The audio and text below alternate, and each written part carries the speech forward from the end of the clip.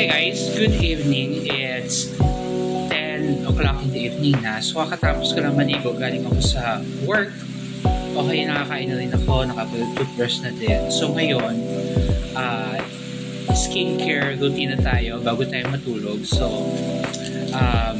papakita ko sa inyo kung ano yung mga ginagamit ko actually para sa aking sarili bago ako matulog.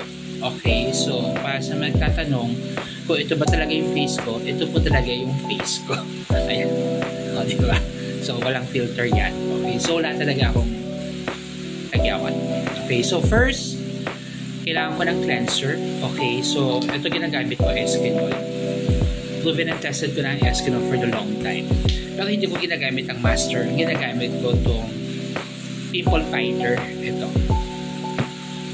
So, pangtanggal talaga siya ng dumi. Bukod sa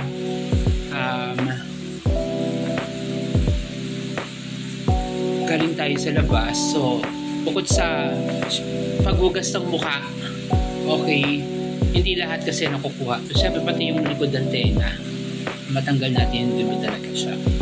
And syempre, yung ating batok. Diba? After neto, okay, ang ginagamit ko is yung... Okay, hindi to sponsor ha. Hindi to sponsor. Pero, ito yung mga binibili ko dito sa TikTok. Okay, so... Which is, maganda rin naman siyang gamitin actually. So, gumagamit ako ng eye cream. Okay. So, kung alam niyo ng bottle na to, hindi ko na sasabihin yung brand. Okay, kung alam niyo na yung bottle na to, ayan. Yun na yun. Okay, so yan yung eye cream na ginagamit ko. So, nalagay ko yan dito ha.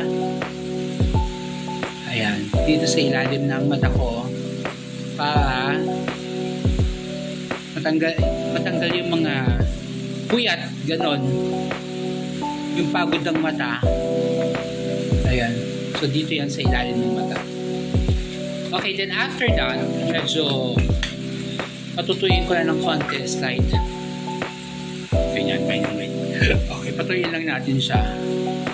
Ayan, medyo tuyo na siya. So, next ko naman nilalagay is itong and then before that, okay, remember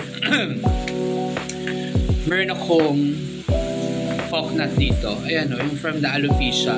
Ayan, na sabi ko na rin yan dito sa TikTok. So, hindi ko na rin yung kinihiya. Ayan, nagkaroon ako ng coconut dito. Pangit pakinggan, di ba, coconut? So, gumagamit ako ng minoxidil. Okay, ito yung serum. Okay, kung alam niyo yung brand na to, syempre, hindi ko nasasabihin kung anong brand to. Pero, dito ko dito, itong bottle na to, kung alam niyo itong bottle na to, ayan, yun yung brand niya. Okay, so, kaya ako nag-try gumamit nito. Gusto kong malaman kung gano'n ka-effective. Okay, most of the skincare I use currently is mga nabili ko sa TikTok. So, tinignan ko kung gano'n siya ka-effective. Actually, yung sa eye cream, tapos yung mga iba ko gagamitin, effective naman siya sa face. Pero itong minoxidil na binili ko sa TikTok din. So, may shampoo to, may conditioner, mayroong serum, mayroong cream massage.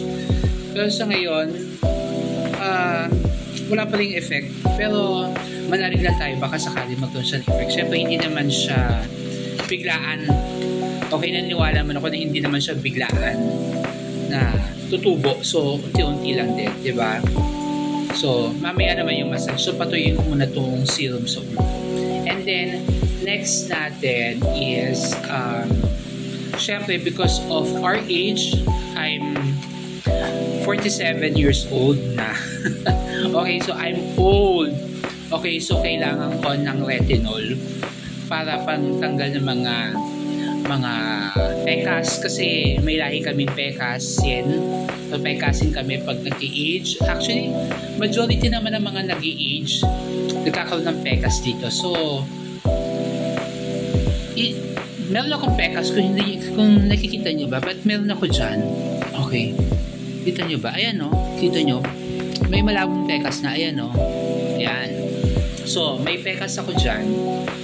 because of my age. Okay? And I'm proud that I'm 47 and I still look young. Ganon. So, ito yung ginagamit kong retinol. Okay? So, gabi-gabi ko itong ginagamit actually. So, hindi ko siya dinediretso ng ganon. Okay? Ginagawa ko, lalagay ko muna siya sa palm ko. Ewan ko kung tama itong ginagawa ko. Actually, paubos na nga siya, oh. Ayan. Tapos, umorder na ako ng bago. Ayan. So, lalagay ko dito sa palm ko, tapos tsaka ko siya gaganyan. Ayan. Tapos, slight rub lang. Hindi total rub. Ayan. So, yan siya. So, patuloy lang natin ng konti. Then, after nyan, mag-moisturizer. Okay, so ito yung mga routine na ginagawa ko tuwing gabi. Bago ako matulog. Okay, then next natin is gagamit tayo ng moisturizer na syempre retinol din. Okay, medyo fan ako ngayon ng retinol. Actually, hindi lang naman itong brand na to yung ginagamit ko. Meron akong ibang ginagamit na retinol before. Effective din naman din siya. Pero medyo expensive siya. Okay, so ngayon, tinatry ko tong retinol na to from, syempre, sa TikTok nakikita ko. Okay. So, kung alam niyo yung bote na to, yun na yun. Okay. Again, hindi kasi siya sponsor, kaya hindi ko mabanggit yung brand. Okay. Then, medyo tuyo na rin naman siya. Absorb na siya. So, ang ginagawa ko, bago ko mag-apply ng susunod na skincare, I'll make sure na na-absorb niya muna yung mga una kong nilagay. Okay.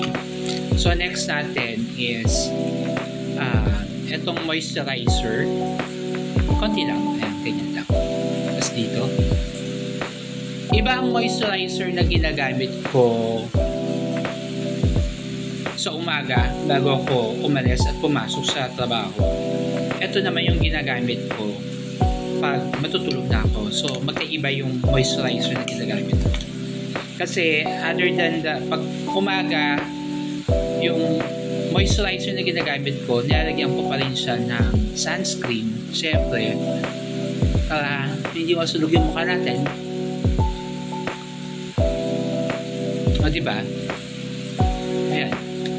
Then, last natin is lalagyan na natin yung massage na minoxidil sa ulo ko. Okay. So, tuyo na rin to. Ayan, tuyo na. Na-absorb niya na yung serum. So, ngayon, mamassage naman natin siya neto. Massage cream na minoxidil. Ayan. Ganyan lang. So, ito ang aking routine every night. Okay. So, that's why I have this kind of face. Pero yun lang nga, medyo fail ako sa ulo kasi may poknat ako. Diba? So, yun lang. Minamassage ko lang siya ng ganyan. Okay, so yun na. Okay, so I feel fresh na. Okay, again hindi lang ito yung mga ginagamit kong brand. So, sa ngayon kasi ito lang yung ginagamit ko because I want to try how effective to mga brands na to. But if it's not effective, of course, I change to another brand. Alright? So, yun lang. Good night!